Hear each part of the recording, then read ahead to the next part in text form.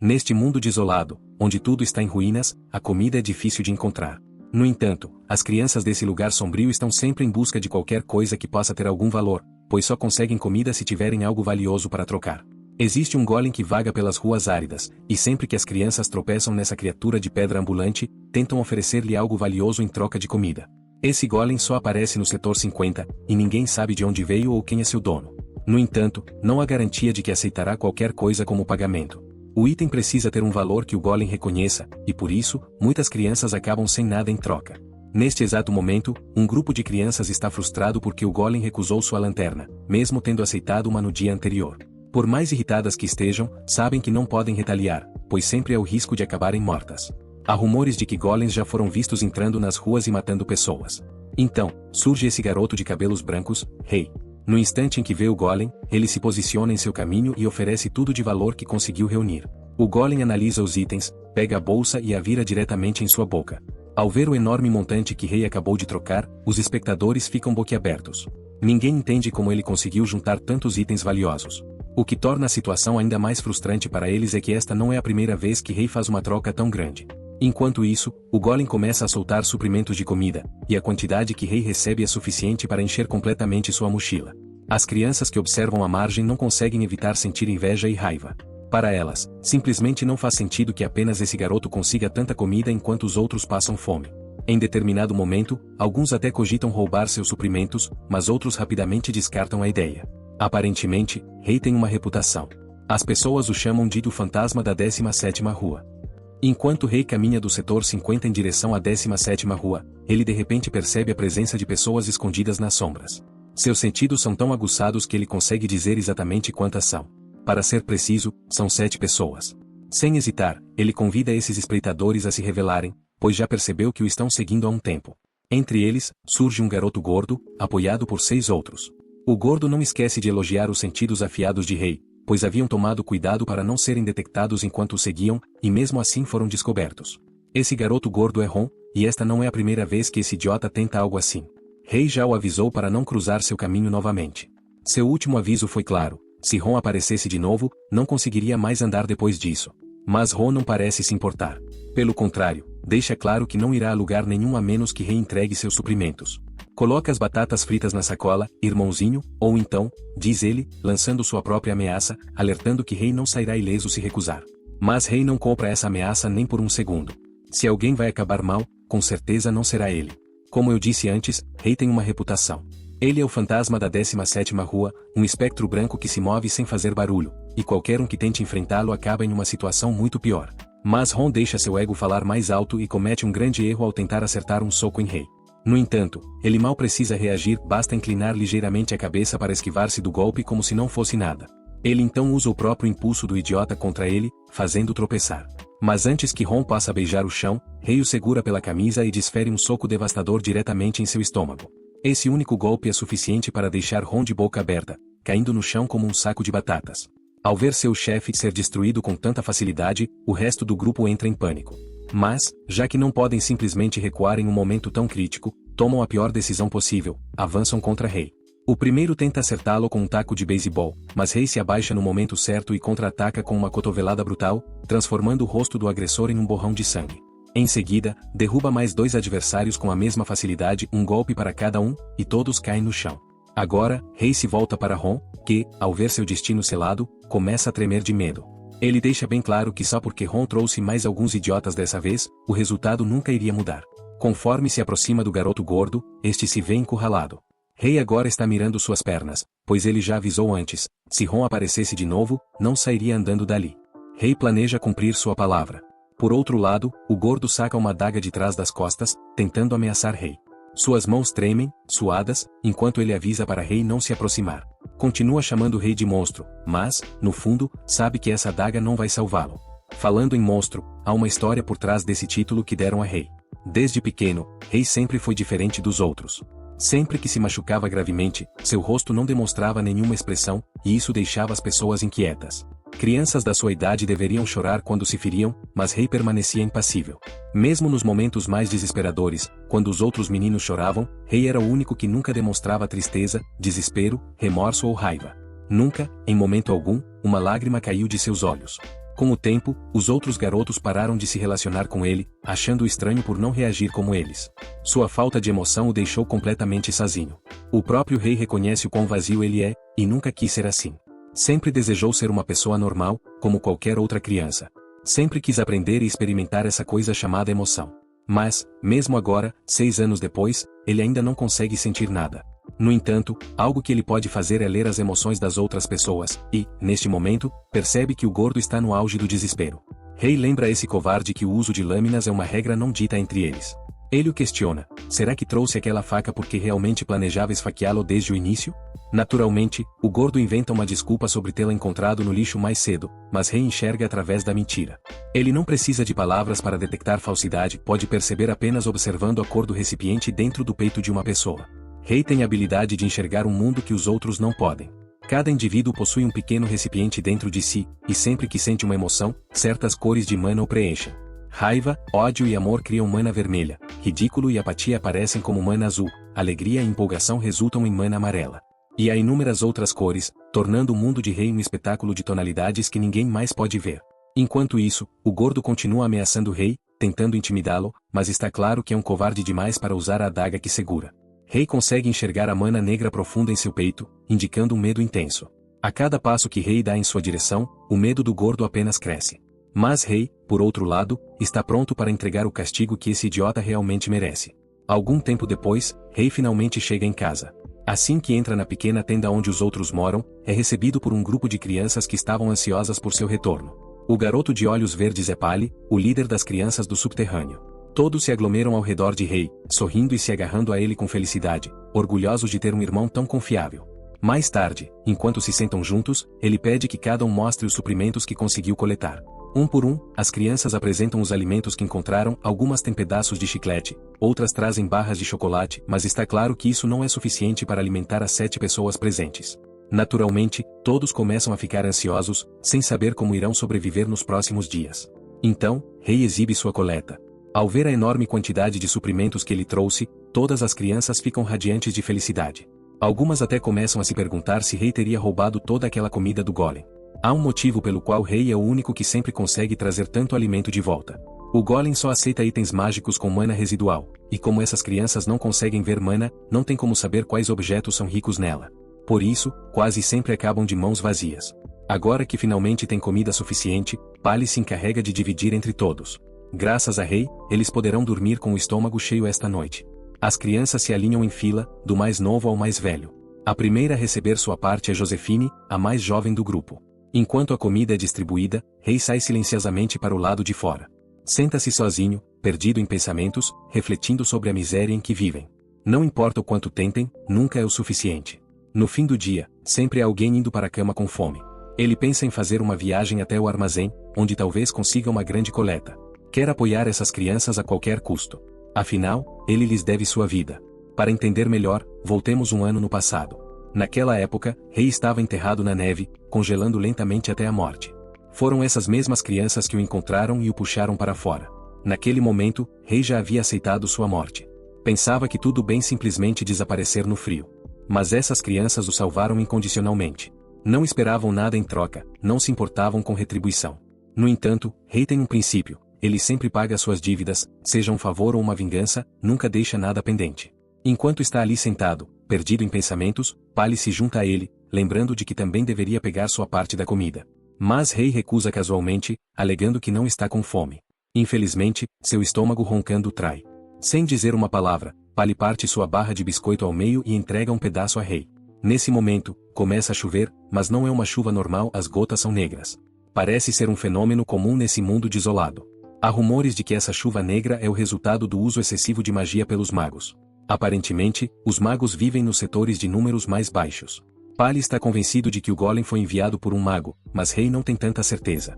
Ele acha que o golem pode ser uma máquina. Pali discorda rapidamente, afirmando que é a magia que o mantém funcionando. Rei não argumenta, pois já viu os golems usarem magia com seus próprios olhos. Sempre que um golem caminha, ele suga mana da atmosfera ao seu redor, absorvendo ar para o seu núcleo. Essa mana então se mistura dentro dele e é expelida como um gás negro. Há uma grande chance de que esse gás seja a causa da chuva negra. Rei está convencido de que deve haver uma conexão entre essa chuva e o gás negro. É então que ele se lembra de algo importante. Sem dizer mais nada, puxa o capuz e avisa Pali que vai sair por um tempo. Naturalmente, Pali é contra essa ideia. A chuva hoje está muito forte, a ponto de os rios transbordarem. Mas Rei não se importa.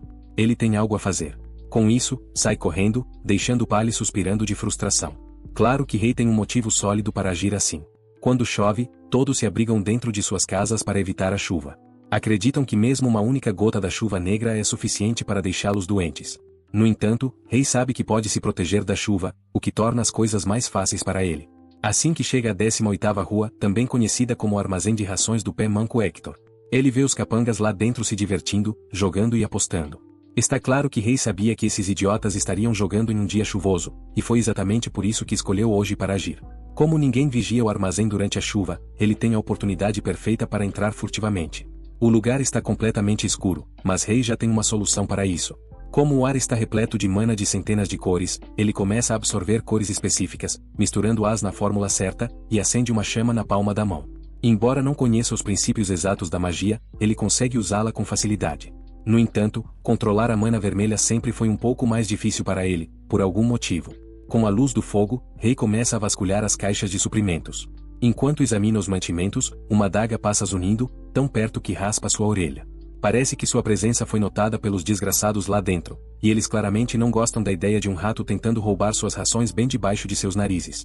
Acontece que esses desgraçados estavam escondidos atrás de um pilar desde o início, quase como se já esperassem que Rei aparecesse. São 3 no total e parecem saber exatamente onde ele está se escondendo. O que preocupa Rei ainda mais é que ele não esperava que esses caras estivessem equipados com óculos de visão noturna.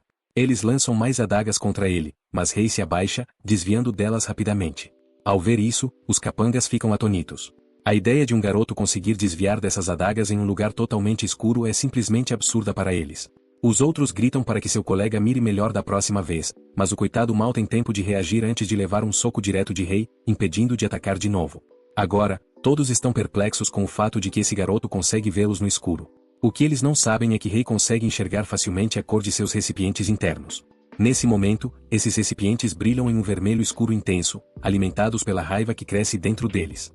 Um dos capangas lança outra adaga com toda a sua força, mas Rei já está preparado para desviar do golpe, simplesmente lendo o fluxo da mana dentro do recipiente e acompanhando suas artérias. Dessa forma, ele prevê e esquiva do ataque com facilidade. Logo em seguida, contra-ataca com um chute certeiro no pescoço do oponente.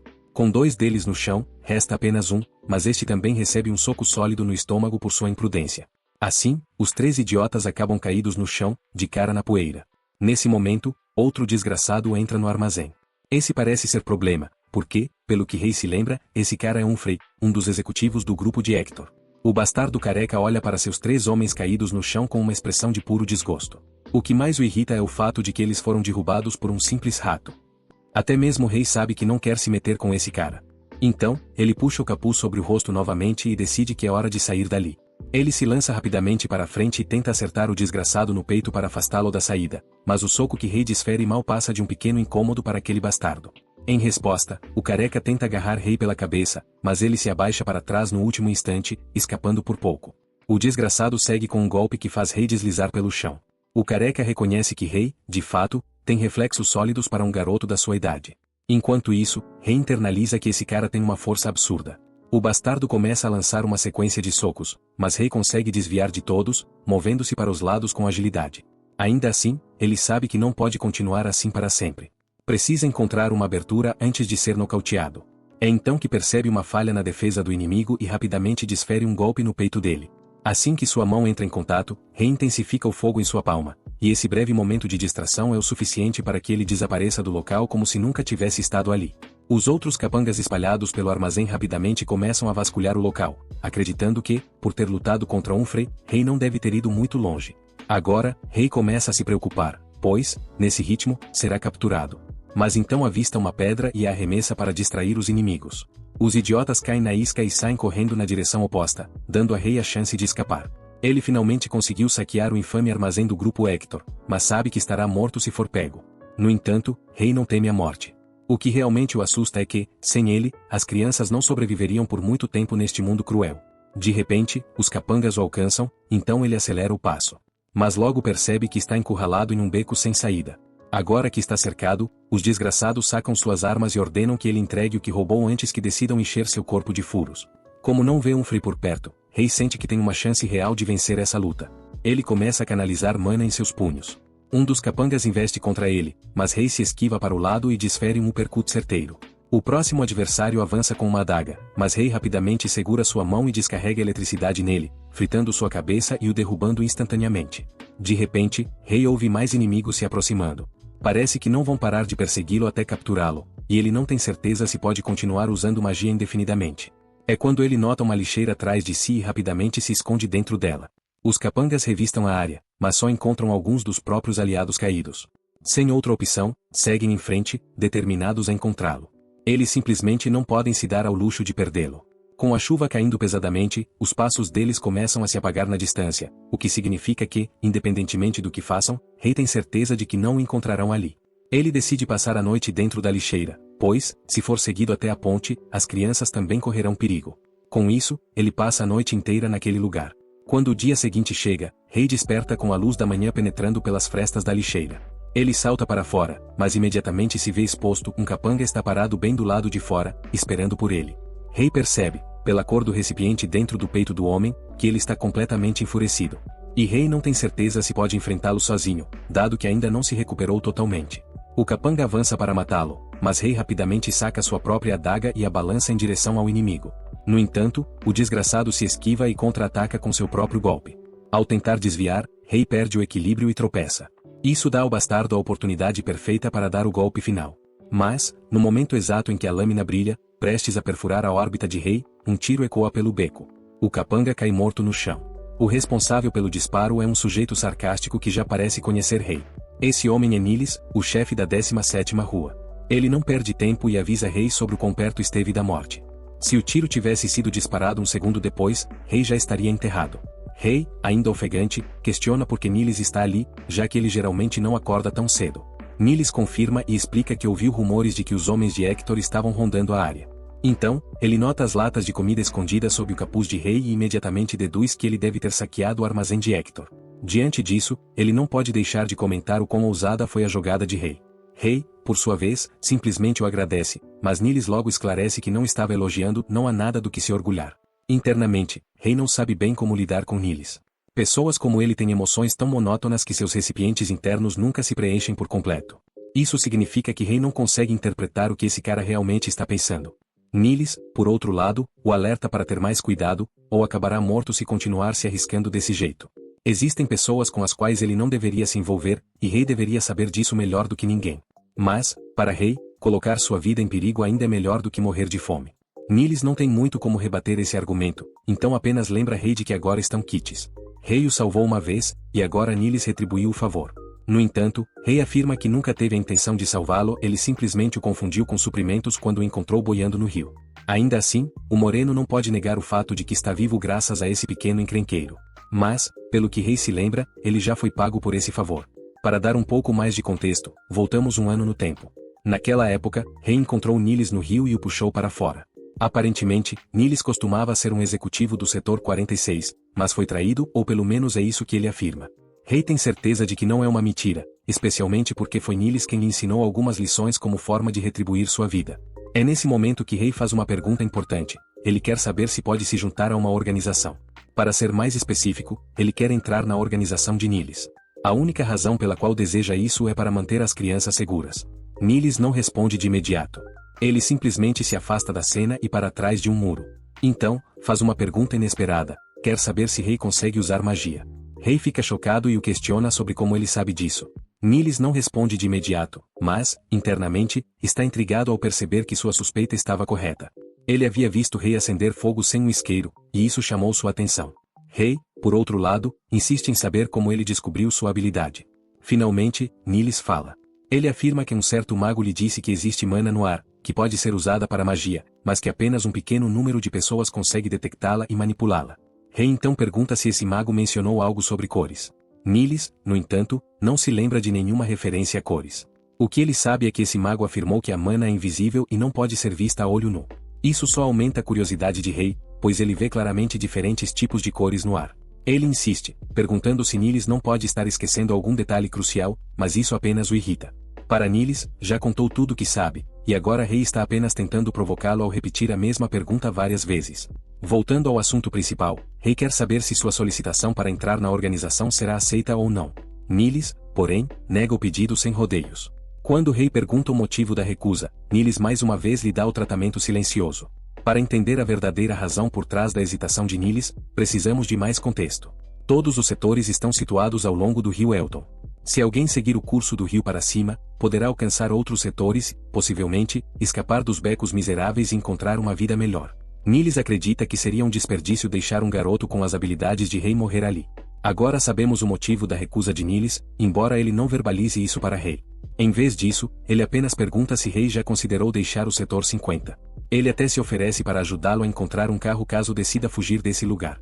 Mas Rei recusa a oferta sem hesitar, ele tem crianças para cuidar. Nilis, no entanto, assegura que já está planejando abrir um orfanato na região, garantindo que essas crianças terão uma vida melhor e não morrerão nas ruas. Rei não consegue dizer se ele está falando sério ou blefando, principalmente porque a cor do recipiente dentro de seu peito não muda nem um pouco. Não que Rei desconfie de Nilis, já que esse cara sempre cumpriu sua palavra. Rei então aproveita para alertá-lo sobre o grupo de Hector, pois eles parecem estar se preparando para iniciar uma guerra. Rei sabe disso com certeza, pois os viu receber caminhões carregados de armas. Mas, para sua surpresa, Nilis já sabia disso. Além disso, o fato de ele ter acabado de matar um dos capangas de Hector é uma clara declaração de guerra. Rei o lembra de que, se perder a guerra, as pessoas nas lojas e estabelecimentos locais serão as que mais sofrerão. De repente, o motorista de Nilis o chama, lembrando de que é hora de partir. Quando ele entra no carro, dá um último aviso a Rei. O setor 50 logo se tornará um campo de batalha, então ele deveria encontrar um novo esconderijo antes que seja tarde demais. Antes de partir, Nilis joga uma pequena poção para Rei e diz para ele usá-la para curar o ferimento em sua orelha. Com isso, ele entra no carro e desaparece na noite. Voltamos então para a 17ª rua, perto da praça central, onde encontramos uma das crianças do grupo do subterrâneo. A criança fica animada ao ver Rei finalmente de volta, mas sua felicidade rapidamente se transforma em preocupação ao notar que ele está ferido.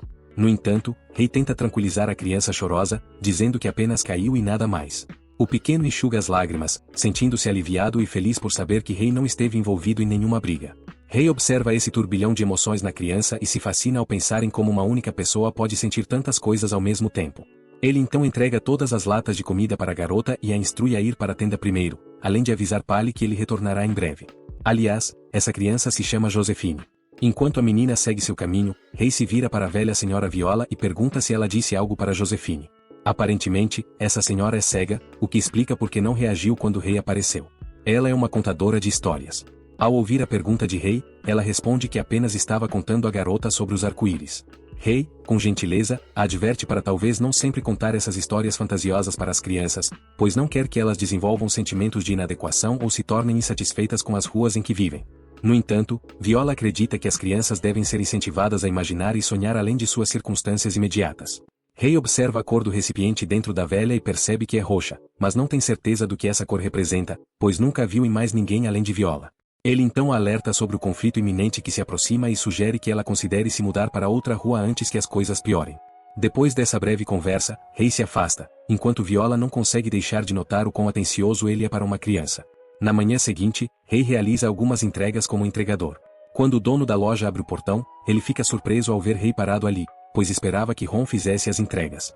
Enquanto Rei finge não saber de nada, por dentro ele não consegue evitar pensar em como aquele infeliz gorducho agora está com as duas pernas quebradas e essencialmente indefeso. Ele então pergunta educadamente ao lojista se ele não pretende evacuar, já que não haverá clientes se o conflito realmente começar. O dono da loja, porém, responde que não tem nada além daquela loja e, quanto à guerra, ele tem certeza de que não vai acontecer. Intrigado com essa afirmação, Rei pergunta o motivo de sua confiança. O lojista explica que o grupo de Hector e Nilis estão atualmente em negociação, então, se chegarem a um acordo pacífico, não haverá conflito. Nesse exato momento, o portão da sala onde a reunião estava acontecendo se abre, e um grupo de homens do grupo de Hector sai. O homem com cicatrizes por todo o rosto é, na verdade, o próprio líder da 18ª Rua Hector, o chefe do grupo de Hector. Rapidamente, Rei puxa o capuz sobre o rosto. Hector, por outro lado, se intriga ao ver uma criança trabalhando ali, enquanto todos os adultos já fugiram. Ele então coloca a mão no pescoço de Rei como um gesto de apreço pelo esforço que o garoto está fazendo.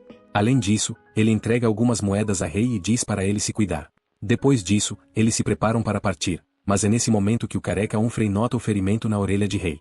Ele se vira rapidamente em sua direção, e Rei logo percebe a mudança na atmosfera. Instintivamente, tenta esconder a orelha, pois sabe que foi reconhecido. Mas antes que Humphrey possa reagir, seu chefe o chama, ordenando que pare de ficar ali parado sem fazer nada. Eventualmente, todos deixam o local em seu carro luxuoso. Enquanto isso, Rei sabe que Humphrey reconheceu seu ferimento, mas não tem certeza do motivo pelo qual o homem foi embora sem dizer nada. Ele e o lojista então correm até Niles para perguntar sobre o resultado das negociações. Infelizmente, Niles tem uma notícia desanimadora: as negociações falharam e o conflito é inevitável. O lojista fica arrasado ao ouvir isso. Niles então explica que as exigências de Hector eram simplesmente irracionais. Basicamente, ele queria que toda a organização de Niles se submetesse ao seu controle, o que, na visão de Niles, era um destino ainda pior do que enfrentar uma guerra contra aqueles homens. Ele então se desculpa com o lojista e com o rei, aconselhando-os a serem cautelosos e ficarem escondidos. Após sair da loja, Rei caminha sozinho pelas ruas. Enquanto anda, reflete sobre o quão difícil será se locomover pela cidade caso a guerra realmente estoure. Para se preparar para a crise iminente, decide reunir o máximo de suprimentos possível com antecedência. De repente, ele avista Humphrey dentro de um carro, o que acha extremamente suspeito, já que nunca viu um veículo como aquele no setor 50. Decidido a descobrir mais, ele resolve investigar. Mais tarde, nos encontramos na entrada do grupo de Hector, na 18ª rua. O próprio grande chefe, Hector, age como nada mais do que um subordinado na presença do homem que emerge do carro. A presença desse homem é imponente, e sua identidade ainda é um mistério. O monóculo sobre seu olho esquerdo apenas o faz se destacar ainda mais. Nem mesmo o rei parece reconhecer esse homem. Ele então observa a cor do recipiente dentro do peito do desconhecido, que é de um azul escuro tão escuro que chamá-lo de preto também não estaria errado. Essa cor se assemelha à mana dos golems quando eles se movem. Além disso, Rei fica curioso sobre os anéis em torno do recipiente desse homem. Não apenas há uma quantidade significativa de mana ao redor deles, mas também parece que ele os está usando para conter essa energia, impedindo que escape. Rei tem certeza de que esse homem é perigoso e precisa informar Niles sobre isso. A cena então muda para o grupo de Niles na 17ª rua, onde podemos ver que seus homens também estão se preparando para a batalha iminente. Rei chega ao local e assusta um dos guardas ao aparecer do nada, deixando confuso sobre como Rei sequer conseguiu entrar na base. Rei simplesmente responde que o portão estava aberto. Ele então pergunta pelo paradeiro de Niles, e o homem explica que seu chefe saiu para se preparar para a guerra e que Rei também deveria sair dali, pois o local já não é seguro. Como Niles não está presente, Rei decide apenas deixar sua mensagem com o guarda. No entanto, ele não tem certeza de como explicar que aqueles caras têm um usuário de magia em suas fileiras, então se limita a dizer para o guarda alertar Niles sobre o homem com o monóculo. Mais tarde, Rei retorna para as crianças na tenda, mas decide sentar-se do lado de fora, acompanhado por Pali. Pali questiona sua opinião sobre quem sairá vitorioso nesse conflito. Rei não tem certeza de qual lado apoiar, especialmente porque ambos os grupos parecem igualmente fortes. No entanto, pessoalmente, ele torce por Niles, pois acredita que é a única forma de garantir a segurança das crianças. Se Hector vencer essa guerra, as crianças de rua serão vendidas como escravas. De repente, um barulho aterrorizante ecoa no ar, deixando o rei imediatamente em alerta.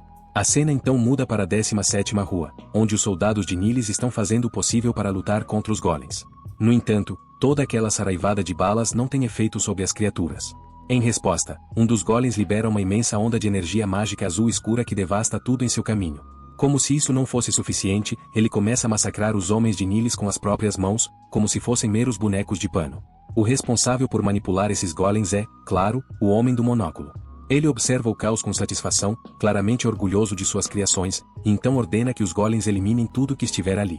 Voltamos para debaixo da ponte, onde as crianças vivem. Enquanto o rei se prepara para se juntar à batalha, Pali rapidamente segura sua mão, impedindo-o de partir. Os dois começam a discutir sobre quem deveria ir avaliar a situação, e seu pequeno desentendimento acaba acordando Josefine. No entanto, Pali rapidamente a acalma, dizendo que eles logo estarão de volta e que ela deveria voltar a dormir. Por fim, Pali cede à insistência de Rei. Ele decide ficar com as crianças e dá permissão para Rei sair e investigar, mas o avisa para não ir longe demais e retornar assim que souber o que está acontecendo. Depois de prometer voltar o mais rápido possível, Rei finalmente chega ao local da batalha e tudo está em ruínas. O cenário pós-batalha é brutal. Tudo está envolto em chamas, e os soldados estão espalhados pelo chão, muitos sem seus membros. O soldado ruivo que vimos antes ainda está vivo. Ele revela a Rei que aqueles desgraçados trouxeram golems com eles, e que o homem do monóculo está no controle. Com sua última força, ele avisa Rei para fugir antes que seja tarde demais. No instante seguinte, o soldado é brutalmente partido ao meio, morrendo na frente de Rei. O coração de Rei se aperta ao testemunhar aquele derramamento de sangue desnecessário. Ele fecha os olhos do soldado caído, pega uma adaga do chão e decide seguir em frente.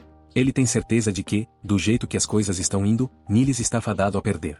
Então, ele quer ajudá-lo de qualquer forma possível. Enquanto o rei está ocupado, a cena volta para a ponte onde todas as crianças vivem. Mas nem mesmo as crianças foram poupadas. Elas foram brutalmente massacradas. Somente Pali permanece vivo, segurando Josephine nos braços. O responsável por toda essa chacina é um dos golems que vimos antes. A criatura sem alma começa a concentrar uma energia azul escura na palma da mão, preparando-se para atacar Pali. Enquanto isso, Pali derrama suas últimas lágrimas, desejando silenciosamente que Rei nunca volte para ver esse cenário. A 17ª rua, na praça central, agora está completamente consumida pelas chamas. Quando Rei finalmente chega, já é tarde demais. Tudo que ele vê são os corpos dos subordinados de Niles espalhados pelo chão. No entanto, estranhamente, o corpo do próprio Niles não está entre eles, o que indica que ele ainda pode estar vivo. Um estrondo alto chamou sua atenção por trás. Rei se virou rapidamente, identificando a direção do som, compreendendo sua origem, correu em direção à tenda. Quando chegou, ofegante e exausto da corrida, mais uma cena aterrorizante se revelou diante de seus olhos, os restos de alguém jaziam logo à frente do monstro golem. Consumido pela fúria, Rei avançou para atacar a criatura com sua espada em chamas, mas o monstro, com seus sentidos afiados, se virou rapidamente e desferiu um soco devastador em seu estômago. O golpe veio com a força de um Mike Tyson no auge, fazendo Rei voar e colidir contra uma parede. À beira da derrota, ele não queria desistir. Seu único desejo era garantir que aqueles que amava estivessem a salvo. Foi nesse momento que uma voz ecoou em sua mente. Ele reviveu as memórias das crianças, das pessoas que sempre o acolhiam com alegria cada vez que retornava. Por um instante, essas lembranças o fortaleceram, mas logo se transformaram em um terrível pesadelo. Todas as crianças haviam sido brutalmente assassinadas. Lorraine, Leia, Gordon, Miles, Josephine e Pali, todos tinham desaparecido. Rei negou essa realidade desesperadamente, estendendo as mãos para o vazio, recusando-se a aceitar a perda de suas vidas sem ao menos poder retribuir a bondade que tiveram com ele. Mas nada disso importava agora, pois o garoto de cabelos prateados estava prestes a encontrar seu próprio fim. Ele então ouviu um som familiar, o mesmo som que ouvirá durante a luta. Era o golem desgraçado responsável por matar todos eles, e agora estava preparando um ataque para acabar com o rei também. Essas crianças indefesas, os homens de Niles, até mesmo as pessoas da rua, todo esse banho de sangue era culpa desse monstro. Rei assumiu para si a responsabilidade de vingar cada uma dessas vidas, custasse o que custasse. Ele reuniu cada fibra do seu ser, cada pedaço de sua energia, tentando se levantar. Mas seu corpo não obedecia, até que, de repente, um carro foi lançado contra o golem com força brutal, fazendo a criatura colidir contra o chão. De dentro do veículo, emergiu Niles, que veio resgatar Rei. Felizmente, o garoto não sofreu ferimentos fatais, mas a dor em sua alma era indescritível. Ele mal conseguia reunir coragem para contar a Niles sobre a morte das crianças. Quando Niles se virou e percebeu o que havia acontecido, seu olhar se tornou sombrio. Ele lamentou ter chegado tarde demais. Rei, no entanto, não queria aceitar que fosse culpa de Niles. O garoto estava mergulhado em tristeza, culpando-se por não ter conseguido protegê-los. Percebendo isso, Niles o puxou para um abraço silencioso, tentando lhe oferecer algum conforto. Enquanto isso, os subordinados de Niles estavam todos mortos. O responsável por tudo isso, sem dúvida, era Hector, que havia convocado magos de fora para exterminar seus inimigos. A grande questão agora era, o que fazer a seguir? Niles pretendia voltar para as ruas em busca de possíveis sobreviventes. Mas, antes que pudesse explicar seu próximo plano, um feixe de luz cortou o ar, um raio laser perfurou seu peito. Os olhos de Rei se arregalaram em choque ao ver o golem parado atrás deles, tendo acabado de desferir o golpe fatal em Niles. O pobre homem caiu nos braços de Rei, que gritou seu nome em desespero. Ele nem sabia o que tinha acabado de acontecer. Seu coração batia violentamente enquanto memórias de seu treinamento com Niles passavam por sua mente, relembrando tudo que viveram juntos. Mas agora, tudo isso não passava de lembranças. A raiva de Rei se intensificou, alimentada por uma sede de vingança contra o maldito golem que matou todos que ele amava. O monstro levantou a mão para exterminar o garoto. Mas, desta vez, Rei também ergueu sua própria mão. Sua energia começou a brilhar em um vermelho intenso. Ambos prepararam seus ataques finais. E, no instante seguinte, dispararam. Os dois feixes colidiram com uma força destrutiva, travando uma batalha de pura energia. Mas havia algo diferente em Rei, ele não era apenas uma máquina de combate. Ele era uma emoção, um desejo ardente de proteger e lutar por aqueles que perdeu. Ele tinha razões para lutar. Ele tinha sentimentos. E foi por isso que seu ataque se tornou avassalador. A tempestade infernal de chamas irrompeu do impacto, consumindo o golem por completo, reduzindo-o a nada além de escombros incandescentes. Quando tudo terminou, o chão estava marcado por crateras de metal derretido. Mas Rei não perdeu tempo. Correu para Niles, tentando desesperadamente fazê-lo acordar. Ele não podia morrer. Não agora. Não depois de tudo isso. Surpreendentemente, Niles ainda respirava. Mas estava em uma dor agonizante. Ele nunca pensou que teria uma morte pacífica, mas, de todas as possibilidades, jamais esperou que morreria naquele dia. Enquanto encarava a sua realidade, aceitou calmamente que havia conquistado muito desde onde começou. Mas o que mais o atormentava era o arrependimento. Ele percebeu que demorou demais para lutar pelo que queria. E agora, pagava o preço. Niles tinha mais ou menos a idade de Rei quando tudo aconteceu. Rei quer sair dali para buscar remédios no carro, mas é interrompido pelo homem mais velho. Ele deseja apenas uma coisa, que Rei deixe aquele lugar miserável. Niles quer que o garoto viva uma vida melhor em outro lugar. Sempre tiveram uma conexão próxima, como se fossem irmãos, mas agora Niles só quer o melhor para Rei, deseja que ele chegue ao topo, ao invés de permanecer na base. Dizendo essas palavras, o último vestígio de vida se esvai do corpo de Niles, sua mão escorrega da palma de Rei, e ele já não pertence mais a este mundo. Rei teve apenas alguns instantes para processar o que havia acontecido antes de ser tomado por uma fúria incontrolável e desespero, soltando um grito para o céu sob a chuva, experimentando pela primeira vez emoções verdadeiras. Depois disso, o garoto permaneceu sentado próximo aos destroços, imóvel por um tempo. Ainda estava em choque, incapaz de descrever o que aconteceu como qualquer coisa além de um pesadelo. Ao recordar o massacre horrível da noite anterior, as pessoas que perdeu e a tempestade de emoções dentro de si, algo dentro dele mudou. Ele conjurou uma pequena chama na palma da mão e percebeu que suas emoções estavam diretamente ligadas à força de seus feitiços de fogo. No entanto, exagerar no uso da magia podia facilmente extinguir seus feitiços, como aconteceu naquele momento. Rei percebeu que não podia mais esperar. Seu luto já havia sido consumado, os corpos dos que amava haviam sido cuidados. Agora, sua única missão era a vingança, sem mais se preocupar com as consequências morais de suas ações. Na 17ª rua, os corpos estavam sendo recolhidos. Todos sabiam que Hector havia vencido, e que, a partir de agora, tudo ficaria muito mais difícil. Os canalhas zombavam de Niles por não ter aceitado sua oferta. Rei já estava ali, com sua faca em mãos, pronto para agir. De repente, alguém o agarrou por trás, mas ele reagiu no mesmo instante, cortando a garganta do agressor com um único golpe. No entanto, o corte não foi profundo o suficiente para matá-lo de imediato, e o homem, ferido, tentou desesperadamente argumentar com o garoto. Mas Rei não se importava com quem estava enfrentando, sua única meta era aniquilar completamente o grupo de Hector. Ele continuou a golpear o homem, seu corpo sendo atingido repetidamente, causando-lhe uma dor que ele nunca havia sentido antes. O inimigo não conseguia entender como aquele garoto se tornará ainda mais forte do que antes. Sabendo que não conseguiria vencer Rei, o homem decidiu tomar uma atitude drástica, permitiu-se ser esfaqueado no ombro. Isso pegou o Rei de surpresa, mas o momento resultou em um golpe de troca.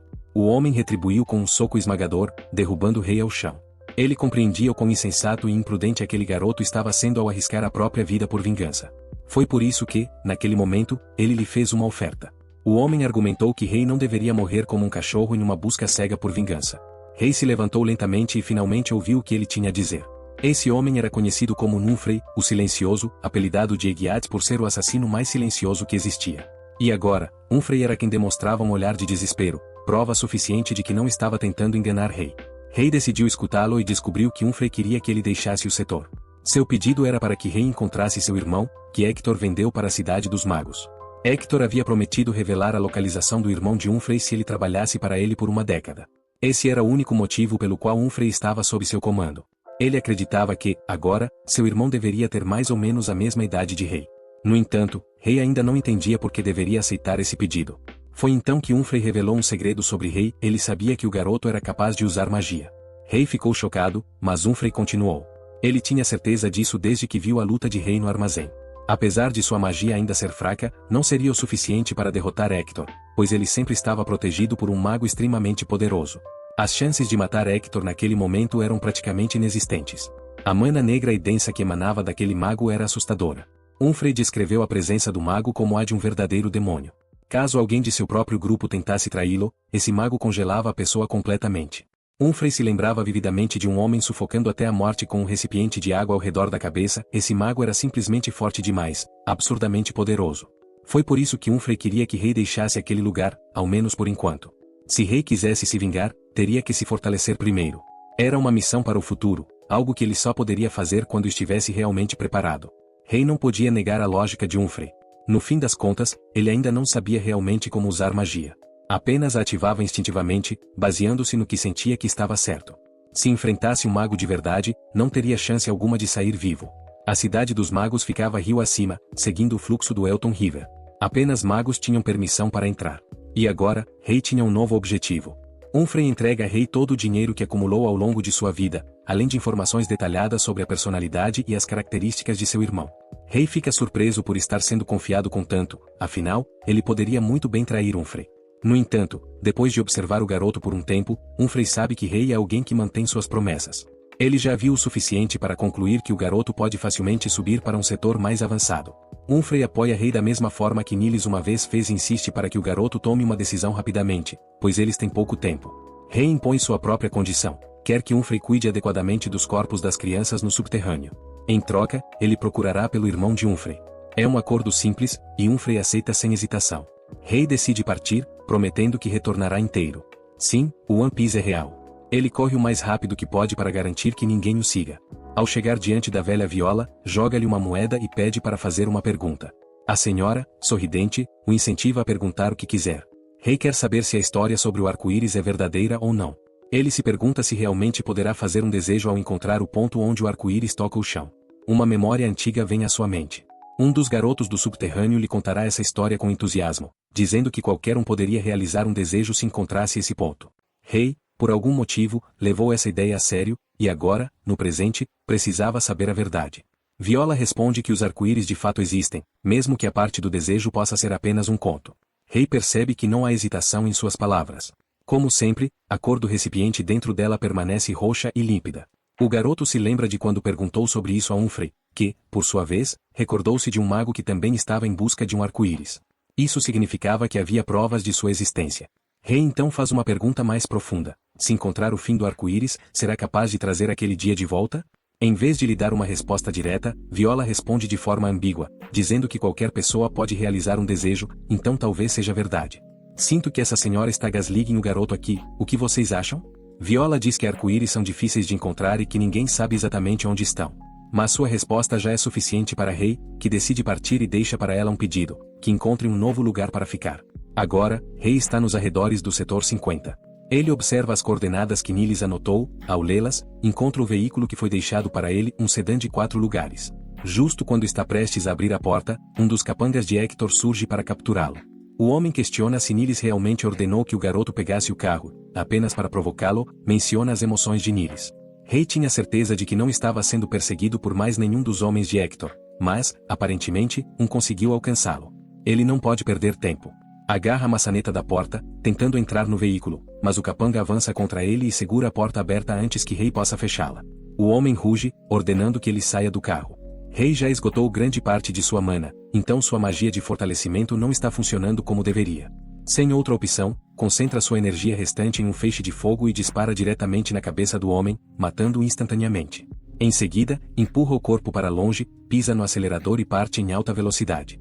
Finalmente, Rei está prestes a descobrir como é a vida fora do setor 50. Depois de viajar para um local distante, ele estaciona o carro e inspeciona o porta-malas. Para sua surpresa, Niles foi extremamente cuidadoso, deixando suprimentos de água e comida o suficiente para durar vários dias. Isso será essencial, pois ele não chegará ao próximo setor tão cedo. Naquela noite, Rei acende uma fogueira e decide que sua prioridade agora é aprender mais sobre magia no próximo setor. Com base no que sabe, existem 2 formas de mana. A primeira é a mana vermelha, que pode ser usada sem preparação. A segunda requer a combinação de diversas cores ao mesmo tempo. No entanto, manipular mana não é tão simples. Ele percebe que canalizar certas emoções facilita o uso da magia.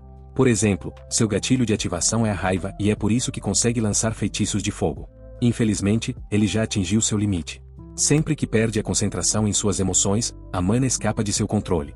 Decidido a testar mais combinações, ele começa a fundir diferentes cores de mana na palma da mão. Algo interessante acontece diante de seus olhos, mas, no final, nenhuma criação se manifesta. Ele percebe que certos tipos de mana se repelem naturalmente, e que combinar cores exige um esforço imenso, afetando até mesmo sua energia mental. Por outro lado, algumas combinações funcionam harmoniosamente. Ele quer continuar experimentando. Antes, não havia necessidade disso, mas agora, suas circunstâncias mudaram completamente. Rei tinha todas as razões para continuar sua jornada. Para alcançar seus objetivos, passou o dia dirigindo até fazer outra parada no dia seguinte. Durante esse tempo, conseguiu experimentar diversas combinações de magia, incluindo feitiços de gelo, vento e terra. Ele se perguntou se poderia armazenar mana dentro de seu próprio recipiente e usá-la quando necessário. Se isso fosse possível, o processo de conjuração se tornaria muito mais fácil. Parecia algo semelhante aos círculos de mana que rodeavam o recipiente de um mago. Rei estava determinado a encontrar algo assim quando chegasse ao setor 49. Enquanto isso, no setor 50, as coisas estavam agitadas perto da ponte. Os homens de Hector estavam vasculhando a área, mas não encontraram nenhum vestígio do golem. Irritado, Hector ordenou que um de seus capangas segurasse a ponta de sua bengala. O homem começou a suar frio, pedindo desculpas por falhar na missão, mas Hector não era alguém que tolerava falhas. O infeliz tocou a bengala, e no mesmo instante, sentiu uma dor eletrizante. Em segundos, seu corpo inteiro se transformou em um bloco de gelo. Hector então empurrou a estátua para o chão, chamando de um pedaço de lixo inútil. Outro dos homens se aproximou, informando que encontraram rastros do golem na área. Hector ficou intrigado ao perceber um tipo específico de mana pairando no ar, o que significava que uma magia poderosa havia sido usada ali. Ele também sentiu traços de mana vindos das proximidades. Ao inspecionar melhor, perguntou a seu subordinado se alguém morava ali. O capanga respondeu que um grupo de crianças de rua vivia naquela região, órfãos que provavelmente fugiram para evitar a guerra. A resposta surpreendeu Hector. A ideia de um órfão usando magia era simplesmente inconcebível para ele. E então, de repente, começou a gargalhar de maneira maníaca. A possibilidade de que um único garoto tivesse conjurado uma magia tão poderosa e configurado seu feitiço sozinho era algo que lhe parecia impossível. Por isso, agarrou-se a uma teoria mais lógica. Algum outro mago deve ter aparecido ali para destruir o golem. Mesmo assim, ele queria que seus homens investigassem melhor o que aconteceu. Parte de Hector acreditava que, se um garoto de rua realmente tivesse feito o impossível, então esse menino poderia ter o potencial de um arquimago. E se isso fosse verdade, ele poderia se tornar uma ameaça futura. Agora, finalmente, Rei havia chegado ao setor 49. Antes de partir do setor 50, teve uma conversa com Nilis antes de sua morte. Naquele momento, Nilis lhe contou sobre o setor 42, que estava em um estado de caos semelhante, embora fosse muito maior. Seus edifícios eram imponentes e as ruas mais largas, mas nada de especial. No entanto, ao seguir o rio para cima, os setores começavam a mudar drasticamente, e esse era o caso do setor 49. Ao pisar ali pela primeira vez, Rei ficou chocado com o tamanho do lugar. Além disso, havia muitas coisas estranhas ao seu redor. Ele não avistou nenhum golem, o que o fez se perguntar se essas criaturas existiam apenas no setor 50. Seguindo em frente, ouviu inúmeras conversas aleatórias sobre a vida cotidiana das pessoas. Ao chegar à 36ª rua, confirmou que aquele setor possuía muito mais ruas do que seu lar anterior. Seu objetivo era avançar o mais rápido possível e aprender o máximo que pudesse sobre magia, especialmente sobre o mago de Hector e seus círculos de mana, que poderiam ser a chave para sua vingança. Além disso, precisava investigar as cores prismáticas e a cidade dos magos. Mas, antes de tudo, teria que encontrar um emprego para ganhar dinheiro. Embora ainda tivesse os fundos dados por Humphrey, essa jornada exigiria muito mais recursos. De repente, seus olhos captaram algo à sua frente, uma livraria. Livraria Verônica.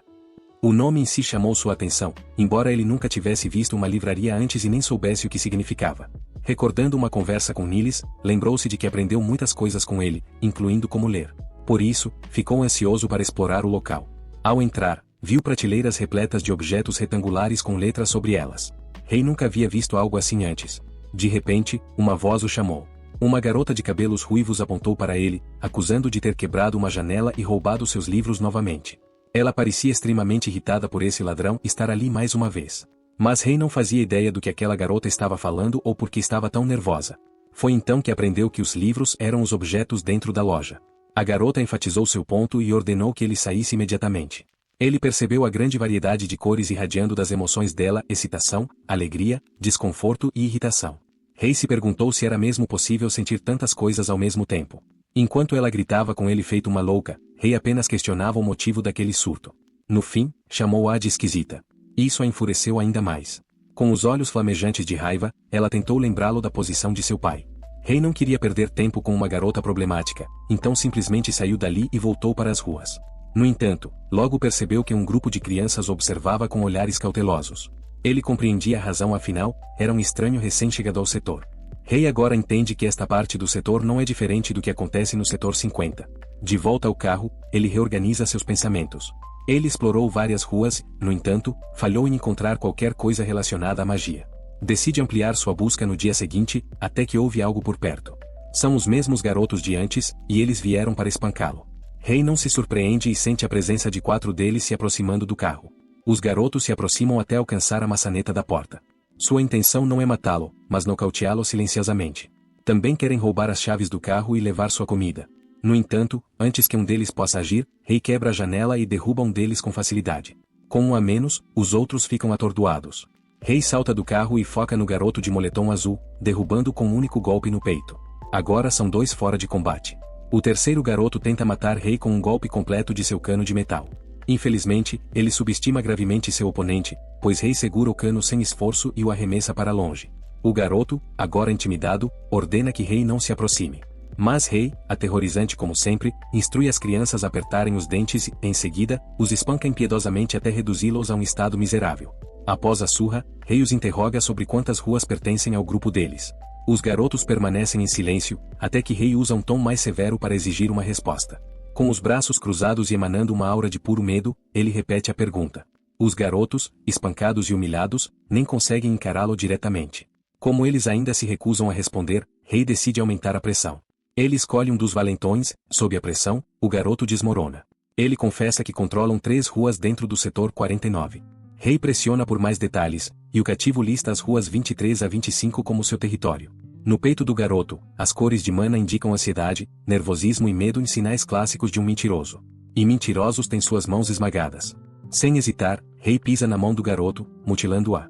Os outros 2 observam aterrorizados enquanto o sangue mancha o chão. Depois de aplicar um pouco da boa e velha tortura, Rei se volta para os outros 2, focando no mais fraco e covarde do grupo. Ele parece ser bom demais em interrogatórios, pois desta vez não precisou usar violência. O garoto, com medo do que poderia acontecer, jura dizer apenas a verdade. Segundo ele, o grupo controla 14 ruas e tem 52 membros no total. Seu líder atende pelo nome de, algo que Rei não se importa em lembrar. A base deles fica em uma fábrica abandonada. Rei não esperava que esses garotos comandassem 14 ruas, eram mais numerosos do que ele pensava. Ele ordena que o garoto levante a cabeça e diga seu nome. Com a voz trêmula, o garoto balbucia que se chama Nezu. De acordo com esse rato, o chefe deles ordenou que espancassem Rei até deixá-lo à beira da morte e roubassem qualquer comida, dinheiro e suprimentos que ele possuísse. Além disso, o chefe deles deixou um aviso claro: ele sempre está observando tudo. Escondido no ponto cego de Rei, um quarto garoto se prepara para atacar. Ele salta do teto do carro e tenta apunhalá-lo pelas costas. Mas Rei, completamente impassível, sente sua mana fervendo e em movimento. Manipulando a mana azul do vento, ele arremessa o agressor para longe sem sequer levantar um dedo. Além disso, a rajada de vento levanta poeira no ar, cegando o garoto que empunhava a faca. No instante seguinte, ele já está caído, apagado no chão, após 2 golpes limpos no rosto e no corpo. Rei se aproxima lentamente e observa enquanto o agressor sangra em agonia. Então, ele o agarra pelos cabelos e o ergue no ar como se não pesasse nada. Ele quer que esses garotos voltem para seu chefe e retransmitam uma ameaça. Ele também vê tudo. Tudo. Depois desse pequeno incidente, Rei continua pesquisando o setor 49. Assim como no setor 50, as pessoas ali não sabem nada sobre magia. Ele também aprende sobre livros e pilhas de papel com todo tipo de informação escrita dentro. Se há tantos tipos de livros, certamente deve haver algum sobre magia, certo? Enquanto percorre as ruas discretamente, um trio de figurantes irrelevantes o convida para um local menos movimentado. Rei imediatamente se coloca em alerta, mas os 3 garantem que não vieram para brigar. Quando ele pergunta se fazem parte do mesmo grupo dos garotos que espancou no outro dia, eles respondem com sinceridade. O figurante número 1 admite que está impressionado pelo fato de um único garoto ter conseguido espancar Anthony, Horn e Melbourne quase até a morte de uma forma tão grandiosa. O chefe deles também compartilha da mesma opinião e quer conhecer Rei. O figurante número 1 então puxa um bilhete e o estende para ele. Infelizmente, nenhum dos 3 sabe ler, então são obrigados a dizer exatamente o que está escrito na nota, mas nenhum deles é alfabetizado. Perdendo a paciência, Rei arranca a nota de suas mãos para lê-la ele mesmo. Enquanto ele passa os olhos pelo curto bilhete, os personagens secundários o olham como se fosse uma entidade mística, pois, sendo capaz de ler, poderia muito bem ser um deles. Apenas o chefe e alguém chamado Vai Ver sabem ler. A nota era simples e confiante, garantindo que Rei nunca passaria fome se trabalhasse para a gangue. Depois de ver o bilhete, ele se volta para os inúteis personagens secundários e pergunta como escolhem seu chefe. Assim como a maioria dos grupos nos setores inferiores, o processo é simples: escolhem o líder com base na força. O mais forte se torna o chefe. Aceitando o convite, Rei lidera o caminho para conhecer o tal chefe sobre o qual tanto falavam. Após alguns minutos de caminhada, eles chegam à base do grupo de Kedrick, uma fábrica abandonada. O personagem secundário número 1 abre lentamente o portão, e a tensão é palpável. Assim que Rei entra, imediatamente sente uma vibração semelhante às organizações CI de seu setor natal. Um jovem, relaxando perto da fogueira do sem-teto, percebe a chegada do convidado de honra. Vestindo uma jaqueta chamativa, um visual decente, olheiras escuras e cabelos bagunçados, o chefe se levanta em atenção. Rei se apresenta e nota algo estranho no equipamento de Kedrick. Embora houvesse momentos em que mana fluía de sucata, ele nunca tinha visto um objeto emitir tanta mana quanto o anel de Cedric. O chefe se recosta em seu trono e oferece o assento oposto a Rei como um convidado de valor. Rei não precisa olhar para trás para sentir os olhares assassinos que os capangas lhe lançam. No entanto, ele não se abala. Cedric está apenas garantindo que sua autoridade seja afirmada em seu território. Para um chefe tão jovem, sua liderança é surpreendentemente eficiente. Ao ver Rei permanecer calmo sob pressão, Cedric se impressiona com seus nervos de aço. Quando questionado sobre de onde veio e qual era o negócio com o carro, Rei responde com sinceridade. Assim que menciona que veio do setor 50, os capangas ficam surpresos. Nenhum deles jamais tinha ouvido falar de alguém que subiu do setor 50 antes. Eles já ouviram falar de pessoas descendo de cima, mas nunca o contrário. Cedric faz seus homens calarem a boca com um simples aceno de mão. Ele se torna ainda mais fascinado por Rei e sua história. O garoto está mais do que qualificado para entrar na organização. Cedric então explica que está planejando eventualmente se juntar a uma organização maior. Eles estão em negociações com uma organização super famosa do setor 45 conhecida como MK Red. Um acordo foi elaborado para que sejam absorvidos pelas fileiras da MK Red assim que alcançarem 66 membros. Para Cedric e qualquer rato de rua aleatório do setor 49, isso é razão suficiente para se juntar à gangue. É uma oportunidade de elevar seu status, afinal. Enquanto Rei acha fascinante o acordo e a ideia de entrar para uma organização, ele não consegue comprá-la completamente, pois se recusa a trabalhar para alguém mais fraco do que ele. Ao desrespeitar Cedric diretamente, o clima na fábrica abandonada muda. O sorriso de Cedric desaparece. Com olhos insanos, ele encara Rei e pergunta se esse garoto do setor 50 acabou de chamá-lo de fraco. Ignorando a tensão crescente, Rei explica que a força determina tudo.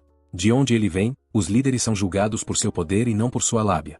Um dos capangas o interrompe para xingá-lo, mas a mão de Cedric, usando o anel, se move rapidamente para agarrar o pescoço do capanga, apertando-o quase até esmagá-lo. O chefe está furioso e odeia ser interrompido por subordinados que falam fora de hora. O capanga pede desculpas pateticamente enquanto é aterrorizado por seu chefe psicopata. Do lugar onde está sentado, Rei pode ver claramente as cores da magia de fortalecimento se enrolando ao redor do misterioso anel de Cedric. Não importa de qual ângulo Rei o observe, não parece que o chefe assassino está usando magia por conta própria. Aquele anel é a única coisa remotamente mágica naquele lugar decadente. Entediado com a demonstração violenta, Rei pergunta a um dos capangas quando os ataques de raiva vão acabar. Silenciosamente considerando suas opções, ele calcula que pode quebrar aquele anel se tiver a oportunidade. Felizmente, ele não precisa fazer nada, pois o poder do anel diminui sozinho. Com a personalidade mais calma de Cedric assumindo o controle novamente, ele solta seu subordinado do aperto doloroso. Coçando a cabeça, ele se desculpa inocentemente por ter se exaltado um pouco demais. Essas mudanças súbitas de emoção não são nada normais. Agora, podem discutir o que Rei quis dizer quando insinuou que é mais forte do que o líder atual da organização. Só precisam testar essa teoria, certo? Quando Rei reforça suas provocações, o trono de Cedric passa a poucos centímetros de sua cabeça. O poder do anel toma conta novamente, fazendo o chefe enlouquecer completamente. Ele até pergunta aos seus subordinados se eles estão pensando na mesma coisa. Os pobres capangas rapidamente olharam para seu chefe, dizendo-lhe que ele era o mais forte. Agora, Rei tem certeza de que o anel está reagindo às emoções de Cedric, observando como a mudança de humor é repentina quando a mana do anel é cortada. Parece que Cedric nem sabe o que esse acessório está realmente fazendo por ele.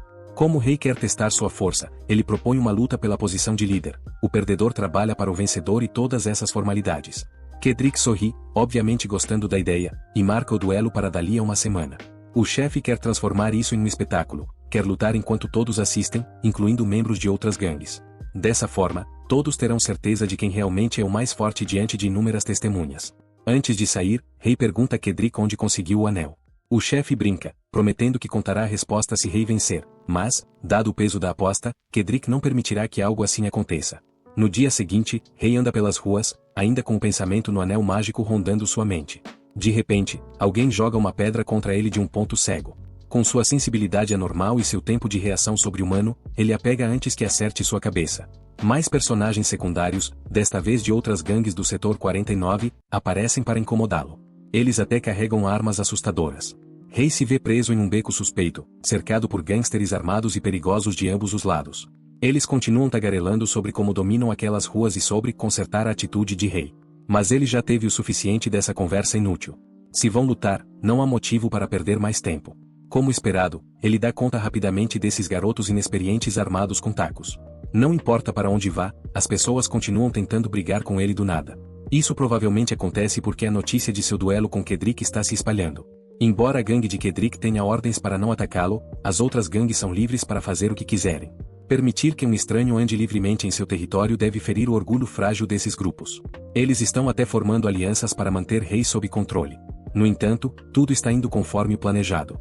Essas lutas aleatórias estão fortalecendo sua magia, à medida que ele se acostuma mais com o combate. Com mais experiência, sua velocidade de conjuração aumenta e o esforço mental diminui no geral. Provocar mais lutas contra todas as gangues parece ser uma boa escolha. Além disso, há ainda mais uma presença oculta o seguindo. Rei ordena que essa figura escondida se revele. O jovem, usando um boné de mensageiro e óculos, imediatamente percebe que se esconder é inútil. Ele tem seguido Rei há um tempo e já se acostumou com seus cabelos grisalhos e sua expressão sem emoção. Nas ruas do setor 49, Rei foi apelidado de O Caçador. O garoto de óculos sai de seu esconderijo para encarar o temível caçador do setor 49. Rei o avalia de perto.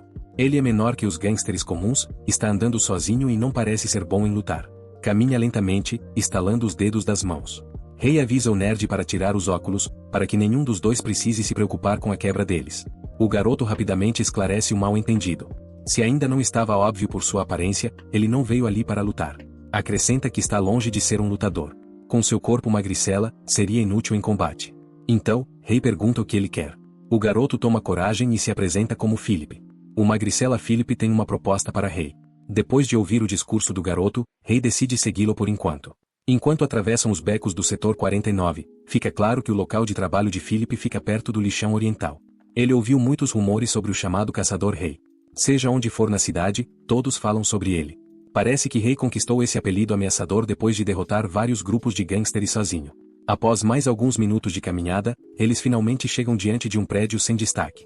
Philip abre a porta, e os sons harmoniosos de comércio comunitário e cooperação atingem Rei como uma tonelada de tijolos. O lugar é enorme. Philip dá as boas-vindas formais a Rei ao seu empreendimento, o Philip Hotel. Rei estima que deve haver mais de 100 pessoas dentro do prédio. Para ser mais exato, são 186, incluindo aqueles que trabalham do lado de fora. Ele também percebe que todos ali têm algo em comum. Parece que cada residente teria dificuldade se entrasse para um grupo mais violento. São todos jovens ou de baixa estatura. Philip explica que o setor 49 tem muitas minas, o que significa que muitos adultos morrem no trabalho, deixando órfãos sem nenhum tipo de suporte. Por isso, há sempre uma grande demanda por mão de obra em todas as indústrias. Algumas empresas estão dispostas a contratar até mesmo crianças devido à enorme escassez de trabalhadores. Há tantos jovens sem direção que nem mesmo os gangsters conseguem controlar. Assim, em troca do monopólio sobre certos empregos com alguns grupos e negócios, Philip concordou em pagar pequenas propinas para garantir trabalho para seu povo. Ele é uma espécie de corretor de mão de obra nesse setor empobrecido. Seu povo recebe abrigo a baixo custo e segurança no emprego.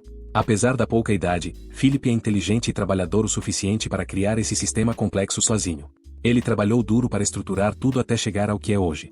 Falando sobre seu povo, Jonathan é uma das histórias de sucesso de Philip. O garoto conseguiu um emprego onde não é espancado todos os dias, tem uma comunidade que o apoia e paga o aluguel em dia. Philip, sendo o corretor sempre atento e minucioso que é, toma nota de tudo o que é necessário.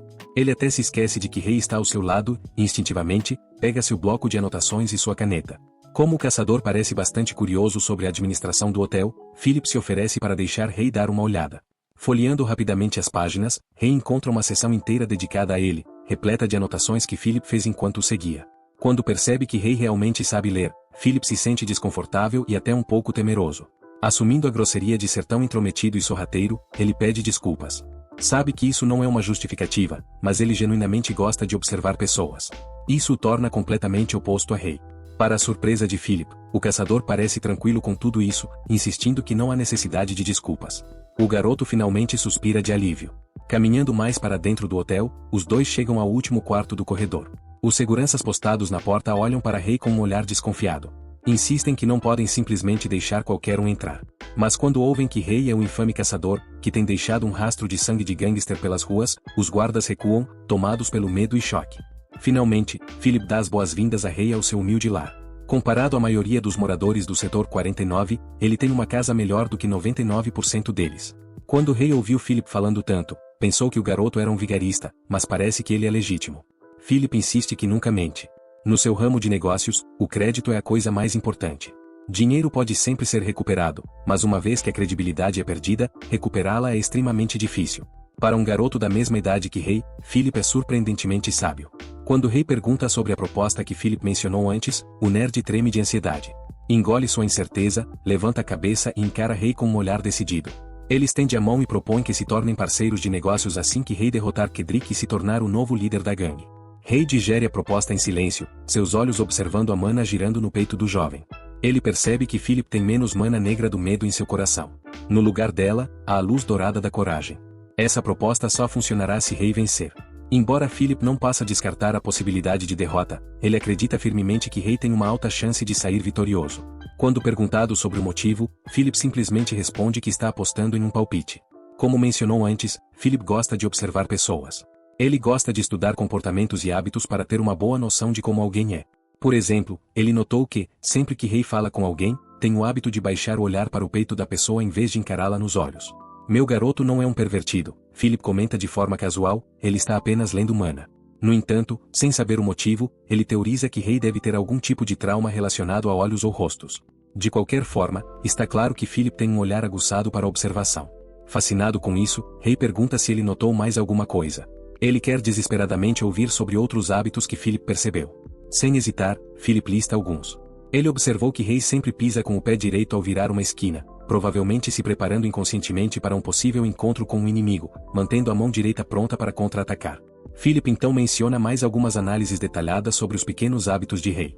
Até ele mesmo ficou impressionado com o quão extensiva foi a leitura. Até agora, as pessoas o viam de forma superficial. Diziam que ele era assustador. Comentavam que havia algo de errado com ele. Chamavam-no de frio e sem expressão, alguém que deixava todos desconfortáveis. Mesmo agora, além da raiva e da tristeza, ele não pode dizer que conhece outras emoções. Esse encontro inesperado com alguém como Philip parece um vislumbre de como ele pode crescer emocionalmente como pessoa. Enquanto isso, Philip está ocupado listando os hábitos de Cedric na esperança de ajudar Rei a aumentar suas chances de vitória. Cedric é propenso a explosões emocionais no combate, enquanto Rei é metódico na forma como desmonta um oponente com cálculos minuciosos. É um confronto interessante. Antes que Philip possa chegar a uma conclusão e resumir tudo, Rei já aceitou a proposta. O pagamento e os detalhes mais finos podem ser deixados para a equipe de Philip. Tudo o que Rei pede de seu novo parceiro de negócios é que leve isso a sério embora, para Philip, isso já seja um fato. Ele também tem outra condição. Parece que Philip tem acesso a muitas conexões, e conexões significam informação. Portanto, Rei precisa que ele encontre algo importante. 2 dias após finalizar o acordo, Rei está de volta ao seu acampamento, verificando seu carro para reparos e manutenção. Seu mecânico está curioso sobre o fato de Rei ter vindo do setor 50. Ao olhar para o estado do veículo, seria totalmente crível se ele dissesse que atravessou um deserto. Como Philip enviou o melhor mecânico disponível, Rei está sendo bem tratado.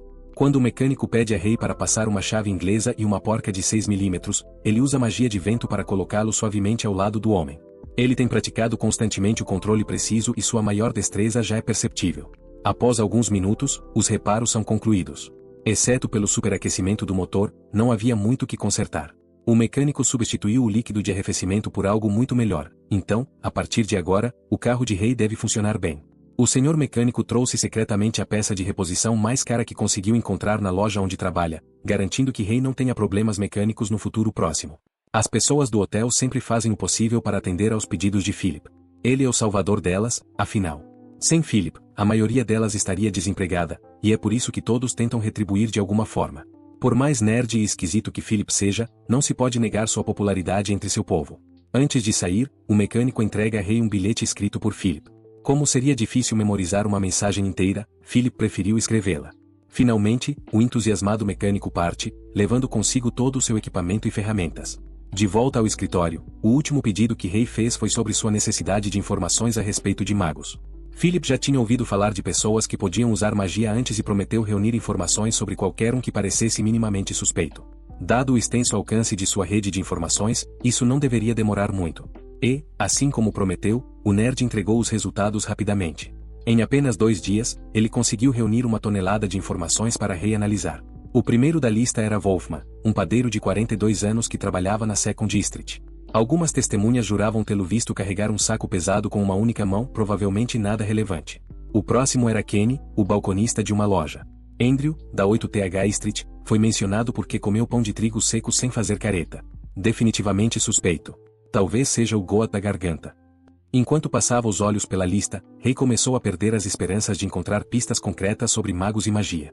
Mas então, uma linha de texto chama sua atenção, uma pista que pode valer a pena investigar e confirmar. Só para cobrir todas as possibilidades, Rei ainda verificou as pessoas menos prováveis de estarem relacionadas à magia. Ele riscou da lista os indivíduos que eram apenas um pouco estranhos, mas que não possuíam os anéis no peito indicativos de poder mágico. Depois de esgotar todas as opções, restava apenas uma última pista. Ela relatava um incidente em que um cano de aço caiu de um telhado em um distrito comercial abandonado. A figura suspeita era um homem entre 30 e 40 anos, frequentemente visto indo e voltando entre a superfície e o subterrâneo, sempre carregando comida. Naquele dia, um vento forte soprou, desviado o cano de aço de sua trajetória. O homem evitou o acidente por pouco, mas o que chamou a atenção foi que ele não demonstrou nenhuma surpresa ou choque diante da suposta experiência de quase morte. Até mesmo o rei estava convencido de que havia uma grande possibilidade de esse homem ser um mago. No caminho para o distrito comercial, ele se vê em uma área familiar, a livraria que passou no primeiro dia. Há duas crianças agachadas do lado de fora, certificando-se de que a loja esteja fechada. Esses dois têm atirado pedras nas janelas todos os dias, atormentando os donos, aos poucos, forçando-os a parar de operar o negócio. Rei os ouve discutindo sobre receber pagamento dobrado se conseguirem pressionar os proprietários a vender o imóvel. Agora, planejam jogar pedras no segundo andar, deixando a loja de lado e focando em perturbar a casa dos donos. Dessa forma, podem forçá-los a sair de vez. Quando um dos garotos se prepara para lançar uma pedra pesada, a janela do segundo andar se abre abruptamente, revelando uma jovem furiosa que grita com os vândalos. Ela ouviu tudo o que estavam dizendo e está enfurecida até o limite. A garota xinga os garotos, mandando-os embora. Rei vê a luz amarela da coragem e da convicção girando em seu peito. No entanto, seu coração está dominado pela mana negra do medo. Até mesmo as crianças percebem que ela está apenas fingindo ser forte. Suas palavras são duras, mas seu corpo treme. Sem aviso, um dos garotos finalmente joga a pedra. Felizmente, sua mira é péssima e ele acerta a parede. No entanto, isso ainda abala a jovem. É amplamente sabido que a livraria só abriga crianças e alguns idosos doentes, tornando-os um alvo fácil. Apesar do terror que sente, a jovem continua fingindo ser forte e gritando com os garotos indisciplinados. Os dois pequenos psicopatas continuam bombardeando-a com pedras, desta vez mirando deliberadamente em seu rosto. Justo quando o rei está prestes a intervir para evitar ferimentos graves, ele fica chocado com a brilhante luz que nunca viu sair de mais ninguém antes. A jovem estende ambas as mãos enquanto a mana dança ao redor de suas palmas. Um vento caótico intercepta a pedra que vinha em sua direção, protegendo-a de um impacto direto. Os garotos psicopatas ficam surpresos, vendo sua pedra cair no chão em vez de acertar o rosto da garota. Lutando contra as lágrimas, a jovem que cuida da livraria acaba revelando sua verdadeira natureza mágica. Rei passou tanto tempo procurando por pistas e acabou encontrando uma maga por puro acaso. As mentes entorpecidas dos garotos psicopatas não conseguem compreender o que acabou de acontecer, então eles atribuem tudo à imaginação e tentam atacar novamente. Rei tem certeza de que acabou de testemunhar sua primeira pista concreta sobre magia, vinda de uma jovem que tremia e tentava agir com firmeza diante de valentões. Os garotos atacam em sincronia, pedras em mãos, dobrando o poder de fogo para garantir que desta vez acertem o alvo. Sem esperar ataques contínuos, a jovem fica presa na janela como um alvo imóvel. Sabendo que não poderá bloquear as pedras que se aproximam, ela fecha os olhos e aceita seu destino doloroso. Felizmente para ela, outro mago está escondido na esquina. Rei ergue a mão, interrompendo as pedras ao manipular a mana no ar. Ele empurra seu controle e poder ao máximo, garantindo que alcance as pedras. O vento forte enche as ruas como um tornado. No momento seguinte, as pedras fazem uma curva no ar e voltam diretamente para seus remetentes. Rei se certifica de que a dor seja intensa. Ele injeta força suficiente para derrubar os garotos psicopatas com um único golpe. Finalmente, ele sai do beco para checar os desgraçados caídos no chão. Olhando para cima, faz contato visual com a jovem na janela. Faz um tempo desde que se viram, mas esse segundo encontro é muito mais interessante que o primeiro. Rei dá outra surra nos garotos, desta vez mirando em seus braços e pernas para garantir que não causem mais problemas desnecessários. A jovem o convida para entrar como forma de agradecimento por sua ajuda pontual. Ele afirma que não há necessidade de tanta formalidade. Além disso, há algo que ele quer perguntar a ela. Coincidentemente, ela também tem uma pergunta para ele. Ao mesmo tempo, ele pergunta se ela é uma maga e ela pergunta se ele acabou de usar magia ali fora. As perguntas empolgadas fazem ambos pararem por um momento. A súbita proximidade os deixa um pouco constrangidos, e um leve rubor se espalha pelo rosto da jovem. Ela limpa a garganta e convida Rei para entrar e conversar um pouco mais. Ao entrar, os olhos de Rei vagam por todo o ambiente. Esta é sua primeira vez dentro de uma livraria, então tudo parece estranho para ele. Finalmente, ela se apresenta como Verônica. A livraria recebeu seu nome. Em retribuição à cortesia, Rei também se apresenta formalmente. Parecendo envergonhada, Verônica abaixa a cabeça e se desculpa por ter gritado com ele como uma louca da última vez. Ela explica que está sob muita pressão por causa daqueles garotos psicopatas. Rei não vê problema nisso, afinal, foi apenas um mal-entendido. Depois de se desculpar, ela continua a agradecê-lo pela ajuda. Se não fosse por Rei, poderia ter se machucado gravemente. Honestamente, Rei só queria dar uma olhada na livraria para adquirir algum conhecimento sobre magia, mas encontrar uma maga de verdade acabou sendo um ganho muito maior do que o esperado. Verônica fica surpresa. Nesta cidade, as pessoas geralmente aceitam gestos de gratidão de qualquer forma. Rei, por outro lado, é uma exceção. Sentado em uma das mesas, Rei pergunta onde ela aprendeu magia. Com naturalidade, ela responde que foi ensinada por seu avô. Ao ouvir que há outro usuário de magia envolvido, a curiosidade de Rei cresce. Ele pede para conhecer o avô de Verônica. A jovem de espírito feroz acha que não há problema nisso e se prepara para subir as escadas e buscar o velho. Mas, antes de ir, ela nota algo preocupante, um pequeno corte sangrando na bochecha de Rei. Ele deve ter sido atingido de raspão por alguma coisa, considerando que passou o dia inteiro lutando. Verônica se preocupa que, se não for tratado, o ferimento possa infeccionar. Com isso em mente, ela estende o braço e segura o rosto de Rei gentilmente. Lentamente, ela invoca uma luz branca e quente que envolve sua pele.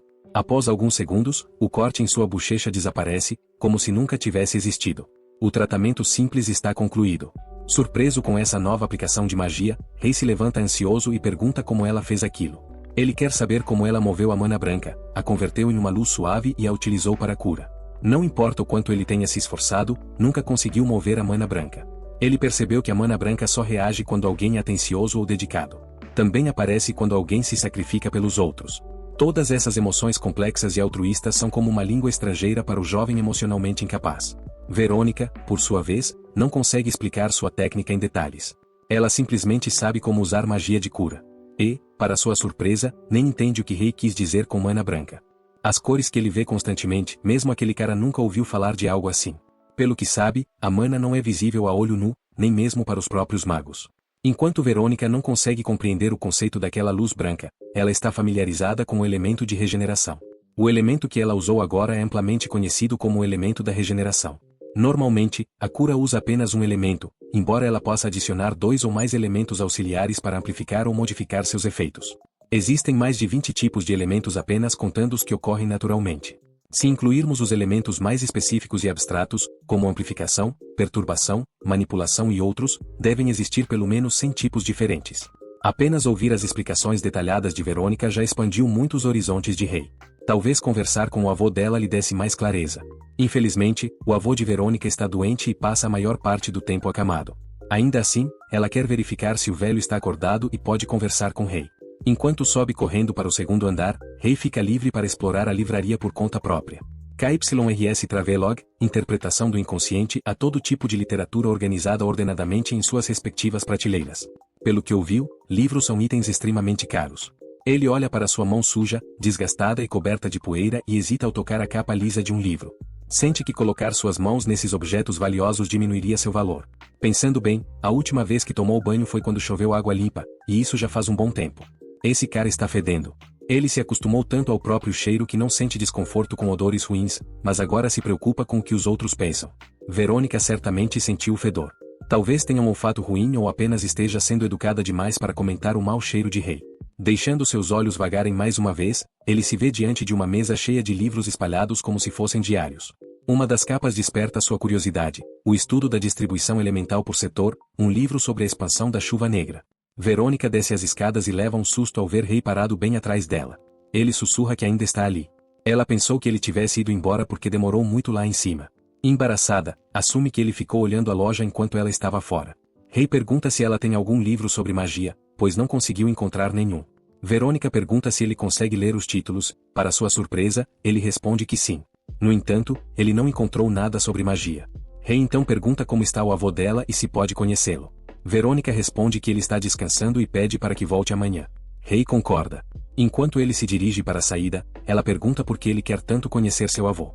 Ele simplesmente responde que está procurando pelo prisma. Ao abrir a porta para sair, a cena muda para Rei sentado em um café, lendo um bilhete com a descrição de um homem de 30 a 40 anos que sai de seu apartamento por uma hora entre 19 horas e 20 horas, sempre voltando com comida. O homem mora bem em frente ao café. Essas informações foram dadas a ele por Johnny. Enquanto analisa o bilhete, Johnny aparece com uma refeição grátis e a entrega a Rei. Ela diz que é por conta da casa e que é uma honra servi-lo, já que ele é o caçador. Rei agradece e pergunta se as informações que ela lhe deu são precisas. Johnny confirma, dizendo que tem observado a rotina desse homem há um tempo. No entanto, o chefe de Johnny a chama de volta, furioso por ela estar enrolando no trabalho. Já são 18 horas e Rei precisa esperar mais 1 hora até que o misterioso homem saia de seu apartamento. Ele decide aguardar. Assim que termina sua refeição, o homem finalmente sai do apartamento. Rei imediatamente percebe uma aura vermelha ao seu redor e pensa que chegou a hora de conseguir as informações de que precisa. Ele dispara em direção à porta do homem, agradecendo rapidamente a Johnny pela comida. Ao chegar, descobre que a porta está trancada, como esperado. Ele sabe que não pode se dar ao luxo de esperar. Pensando rapidamente em uma solução, sua mana arco-íris flui para dentro da fechadura e destranca a porta para ele. Rei fica surpreso e ele não sabia que podia fazer isso. Sem perder tempo, ele começa a vasculhar o lugar em busca de informações. Ele encontra uma nota que o homem estava escrevendo, na qual menciona que pode ter sido expulso da Organização 66. Também menciona algo sobre uma pedra de sangue vermelha, afirmando que ela era mais forte do que esperava. Rei abre uma caixa e sente uma estranha sensação. Dentro, vê pedras vermelhas, com mana fluindo delas. Ele percebe que essas pedras são semelhantes às do anel de Cedric, mas sua mana flui de forma mais fácil e parece ainda mais poderosa. Ele pega uma das pedras e a encaixa em seu próprio anel. Imediatamente, ele cria a chama vermelha mais brilhante que já conjurou. No entanto, antes que possa analisar melhor, ele escuta o homem voltando para o apartamento. Rei fica surpreso e afinal, ainda não se passaram nem 15 minutos. O homem entra, falando consigo mesmo sobre como esqueceu sua carteira, como está envelhecendo e como isso pode ter levado seu chefe a abandoná-lo. Rei observa, escondido atrás de uma porta. O homem pega sua carteira, quando está prestes a sair, lembra que havia esquecido mais uma coisa. Ele se aproxima furtivamente da porta onde Rei está escondido, com olhos vermelhos e brilhantes, diz que se esqueceu do veneno para ratos. O homem encara Rei, que se esconde atrás da parede, com um olhar maligno, afirmando que também precisa de veneno para ratos. Ele pergunta ao garoto se achou que ele não sabia que estava escondido ali. Rei saca sua espada e a desliza pelo rosto do homem. Surpreso e sangrando, o homem se enfurece, pois não pode acreditar que um mero garoto, e nem mesmo um assassino, conseguiu feri-lo, e agora o sangue escorre para seus olhos. Rei percebe que essa é sua chance de controlar o homem e obter informações. Quando se prepara para atacar novamente, o homem detém o golpe com as próprias mãos, das quais mana vermelha começa a fluir. Rei fica surpreso ao ver como ele usou mana para evitar ser cortado. O homem insulta Rei e diz que é desrespeitoso apontar uma lâmina para os mais velhos. Ele afirma que estava pegando leve porque achava que Rei era apenas um garoto, mas agora promete matá-lo, dada sua força. Quando o homem parte para o ataque, Rei consegue bloquear seu golpe usando a mesma mana vermelha. O homem fica chocado ao ver que Rei conseguiu imitá-lo. Rei lembra-se dos padrões, das cores e da proporção da técnica e a copia para se defender. O homem se surpreende ainda mais, pois ele próprio criou a técnica de metalização, e Rei conseguiu reproduzi-la. Enfurecido, ele ataca Rei, mas o garoto o supera, causando múltiplos cortes em seu corpo e rosto. O homem percebe que é um assassino capaz de copiar magia, mas nunca imaginou que esse assassino fosse uma criança. Ele conclui que Rei foi enviado por seu chefe para matá-lo e recuperar as pedras vermelhas. Enraivecido, seu corpo inteiro é tomado pelas chamas. Ele avisa Rei para dizer ao seu chefe que Walter, o Olho de Sangue, logo o visitará e que ele se arrependerá de tê-lo abandonado, isso se Rei conseguir sair dali vivo. Determinado a queimar Rei e forçar seu chefe a reconhecê-lo, Walter intensifica suas chamas.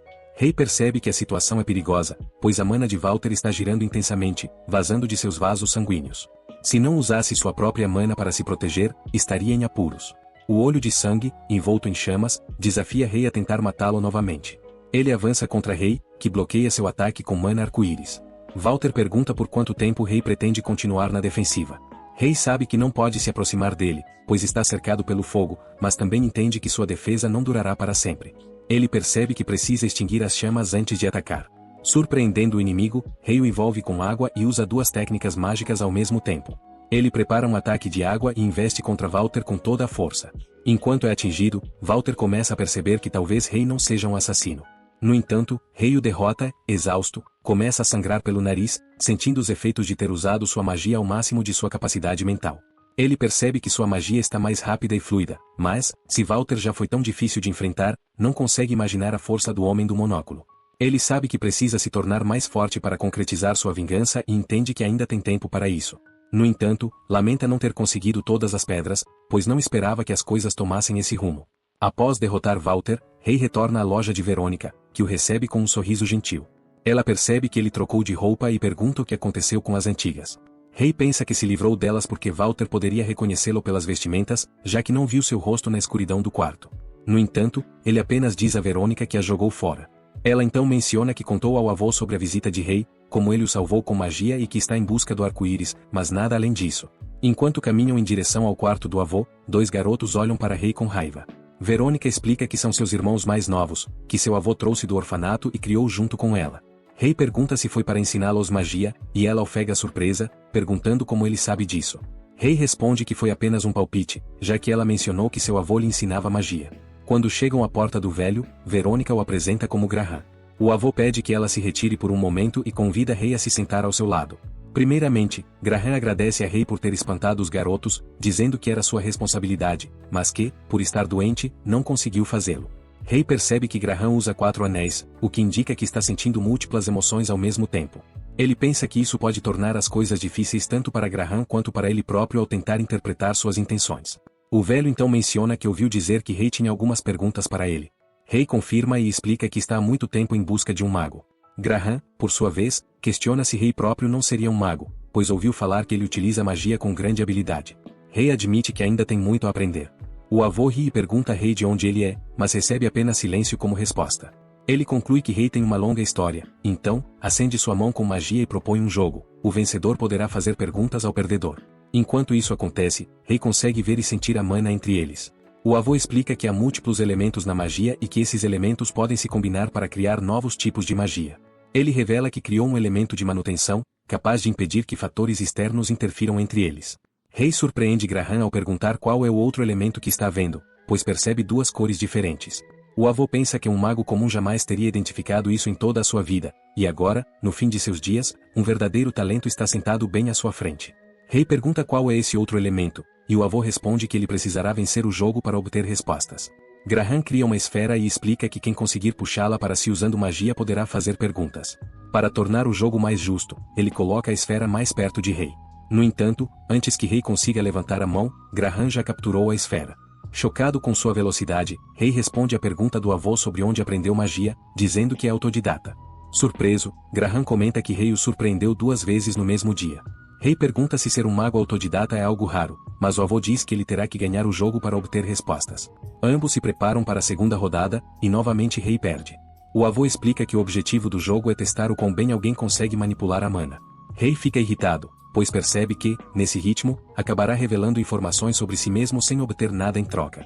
Determinado, ele muda sua abordagem na terceira rodada e finalmente vence, afirmando que não há nenhuma regra contra atrapalhar o oponente. O avô aceita a derrota e permite que Rei faça uma pergunta. Rei então quer saber o que é a mana. Graham explica que a mana é um elemento presente em todas as coisas, não se pode vê-la diretamente, mas é possível percebê-la através de fenômenos secundários, como os raios. Ele também conta que pouquíssimas pessoas conseguem sentir a mana. Não é necessário ser um mago para senti-la, pois sentir a mana e manipulá-la são talentos diferentes. Rei pergunta se a capacidade de manipular a mana é considerada um talento, e o avô confirma, explicando que magos que são honestos consigo mesmos conseguem utilizá-la melhor.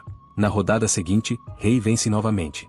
O avô se impressiona ao perceber que Rei está entendendo em tempo real o elemento de manutenção, um dos mais difíceis de perceber. Rei então pergunta sobre os anéis ao redor dos corações dos magos. Graham explica que esses anéis são vasos para a mana. Dependendo da personalidade do mago, esses vasos coletam e refinam a mana do ar, distribuindo-a como elementos mágicos. Rei pergunta se esses vasos tornam a mana mais fácil de usar, e Graham responde que sim. Além disso, avisa que o uso contínuo da mana do ar pode causar envenenamento por mana. Esse envenenamento afeta cada pessoa de maneira diferente. Alguns ficam tristes, outros começam a rir sem motivo e outros se tornam extremamente agressivos. Em alguns casos, isso pode se tornar uma doença mental permanente. Rei pensa que pode ser imune ao envenenamento por mana, já que não sente emoções. Ele então pergunta se ser imune ao envenenamento por mana seria uma grande vantagem. O avô acha a ideia interessante, mas diz que nunca viu ninguém utilizar essa imunidade dessa forma. Em seguida, pergunta a Rei se ele tem um sonho. Rei responde que deseja matar alguém, mas também salvar alguém. Graham comenta que já ouviu muitas pessoas dizerem que querem matar, mas nunca alguém dizendo que deseja salvar. Curioso, ele pergunta a Rei se gostaria de aprender magia com ele. Rei fica surpreso e se questiona por que um homem tão poderoso se disporia a ensinar um órfão das ruas. Graham diz que não quer nada em troca, e Rei aceita sua oferta. O avô então chama Verônica e pede que explique a Rei por que ele levou ela e seus irmãos para casa depois de tirá-los do orfanato. Verônica responde que foi porque ele queria deixar um legado do seu conhecimento. Graham então diz a Rei que ouviu falar que ele está em busca do arco-íris. Todos têm teorias diferentes sobre o arco-íris, mas todas convergem para uma única coisa: quem encontrar o arco-íris se tornará como um deus. É por isso que o mago do monóculo também está em busca dele. Verônica pergunta o que é um deus, enquanto o avô explica que é o criador de todas as coisas. Uma pedra atravessa a janela. Rei age rapidamente, pegando a pedra no ar ao mesmo tempo em que segura Verônica para protegê-la. Ele pensa que, apesar de ter ferido o braço de um dos agressores e o deixado inutilizável, os valentões da livraria parecem não desistir. O avô agradece a Rei por salvá-los mais uma vez e admite que não pode mais protegê-los devido à sua saúde debilitada. Ele pede a Verônica que enfaixe a mão de Rei, pois começou a sangrar por causa dos cacos de vidro ao pegar a pedra. Rei então pergunta a Graham sobre esses agressores. O velho explica que recebeu uma oferta para vender a livraria, mas recusou, e acredita que são eles os responsáveis pelos ataques. Ele abriu a loja para ajudar seus alunos e concluir sua pesquisa, que é a obra de sua vida. Embora tenha gostado de conhecer pessoas na livraria, agora que está velho e doente, não pode mais protegê-la e pretende vendê-la para garantir a segurança de seus netos. Ao ouvir isso, Verônica começa a chorar e argumenta que não quer que ele venda a loja nem desapareça. O avô adormece, e Verônica se senta no chão, enquanto o rei permanece ao seu lado. Ela então conta que Graham tem uma doença do sono. Suas horas de sono continuarão aumentando até que ele não consiga mais acordar. No momento, ele só consegue ficar acordado por 2 a 3 horas por dia. Verônica pede a Rei que volte amanhã, pois Graham estará desperto por algumas horas. Antes de sair, Rei veste a capa de chuva de Verônica, que lhe serve perfeitamente, e tenta confortá-la, dizendo para não se preocupar, pois tudo ficará bem. Ele então sai à procura dos valentões da livraria na 8ª rua, uma área controlada pela gangue de Jeff. Ele acredita que aqueles garotos também fazem parte do grupo de Jeffer e suspeita que todos estejam escondidos por causa da chuva negra. Por isso, precisa ajustar seus planos. Seu primeiro objetivo é encontrar Phillips, pois ele tem conexões com todas as gangues e pode arranjar um encontro com Jeffer. Rei vai ao encontro de Philip, mas no caminho se depara com a gangue de Cedric. Ele vê Cedric espancando alguém dentro de um container. Sem hesitar, Rei arromba a porta e confronta Cedric, que, ao vê-lo, pergunta o que ele está fazendo ali e se também tem negócios com aquele sujeito, apontando para a pessoa ferida.